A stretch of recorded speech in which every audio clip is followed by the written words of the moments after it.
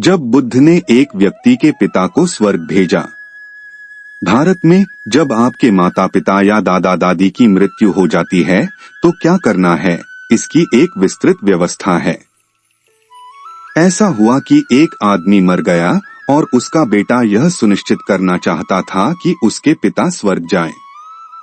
कस्बे में कई ट्रैवल एजेंट हैं जो स्वर्ग के लिए टिकट बुक करते हैं।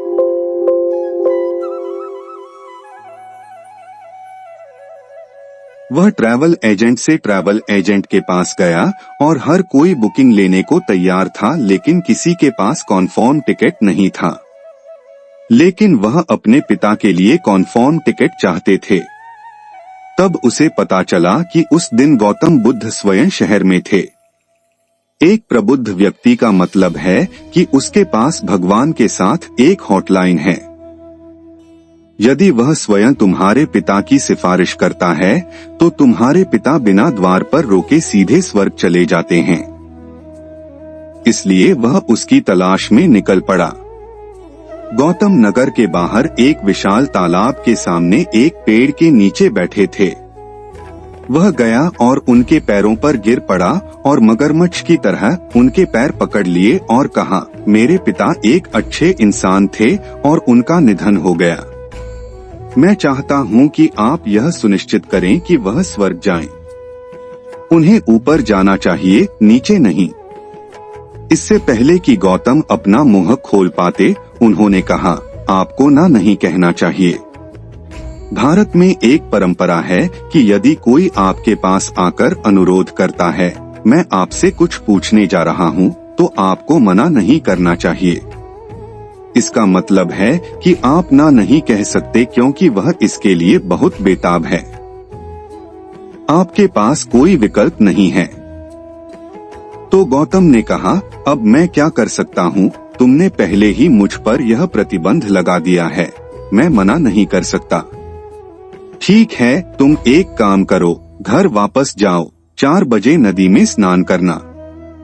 सुबह एक मिट्टी का बर्तन लेना और उसमें आधा पत्थर और आधा मक्खन भरना, उसे कपड़े से बांधना और यहाँ ले आना और हम देखेंगे कि हम तुम्हारे पिता के लिए क्या कर सकते हैं। हमारा आदमी गया। यदि आपके पिता स्वर्ग जा रहे हैं तो क्या आप एक छोटा बर्तन ले जा सकते हैं?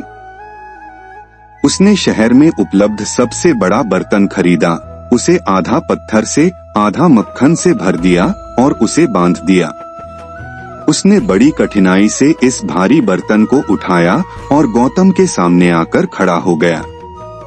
गौतम ने उसकी ओर देखा और कहा, सरोवर की 3 बार परिक्रमा करके आओ।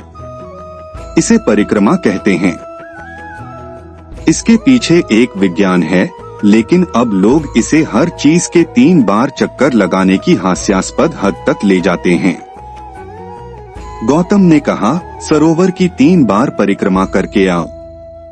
वह आदमी इस भारी बर्तन को लेकर झील के चारों ओर 3 बार चला। जब वह गौतम के सामने आकर खड़ा हुआ तो वह आधा तैयार हो चुका था। गौतम ने उसकी हालत और उसके दृढ़ संकल्प को देखा। उसने उससे कहा, जब तक पानी तुम्हारी छाती तक न आ जाए तब तक पानी में चलते रहो। वह अंदर चला गया। तब गौतम ने कहा, धीरे से बर्तन को अंदर आने दो। घड़ा अंदर जाकर डूब गया। गौतम ने एक मोटी छड़ी उठाई, उसकी ओर फेंकी और कहा, लो छड़ी, और अब तुम्हें एक ही झटके में मटका फोड़ना है। घड़ा पानी के नीचे था और वह आदमी थक गया था। इसे एक ही झटके में तोड़ना एक मुश्किल काम है। लेकिन तुम्हारे पिता स्वर्ग जा रहे हैं, क्या तुम हार मान सकते हो? वह वहीं खड़ा रहा और तैयार हो गया। उस आदमी ने उन सभी देवताओं के बारे में सोचा जिन्हें वह जानता था और उसने अपनी सांसें रोक ली। तब गौतम ने कहा, अगर तुम इसे एक ही झटके में तोड़ोगे तो पत्थर सतह पर आकर तैरने लगेंगे, मक्खन डूब जाएगा। फिर तुम्हारे पिता ने इसे बनाया है। एक ही झटके में मटकी टूट गई और मक्खन ऊपर आ गया। उन्होंने इस अपवित्रीकरण को देखा, मक्खन ऊपर आ गया, अब क्या करें? उसने गौतम की ओर देखा। गौतम ने कहा, उन्होंने इसे नहीं बनाया। जब पत्थर आने वाले थे तो मक्खन आ गया और वह आदमी पूरी तरह से निराश और निराश हो गया। फिर वह घूमा और वापस चलने लगा। जैसे ही वह पानी से बाहर आने लगा, उसका दिमाग काम करने लगा। वह गौतम के पास आया और पूछा, आपने कहा था कि मक्खन डूब जाएगा और पत्थर तैरेंगे। यह कैसे संभव है? प्रकृति के नियम ऐसे हैं कि केवल पत्थर डूब सकते हैं, मक्खन केवल तैर सकता है। क्या आपने मुझे धोखा दिया? गौतम ने कहा, ओह, अब जब आप प्रकृति के नियमों के बारे में इतना जानते हैं तो समस्या क्या है? यदि आपके पिता मक्खन की तरह हैं, तो वह ऊपर जाएंगे, यदि वह पत्थर की तरह हैं, तो वह नीचे जाएंगे।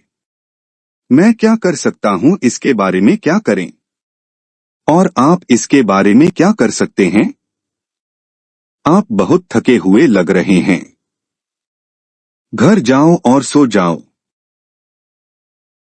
ऐसे ही रोचक और ज्ञानवर्धक वीडियो को रोजाना सुनने के लिए वीडियो को लाइक करें और चैनल को सब्सक्राइब करें। धन्यवाद।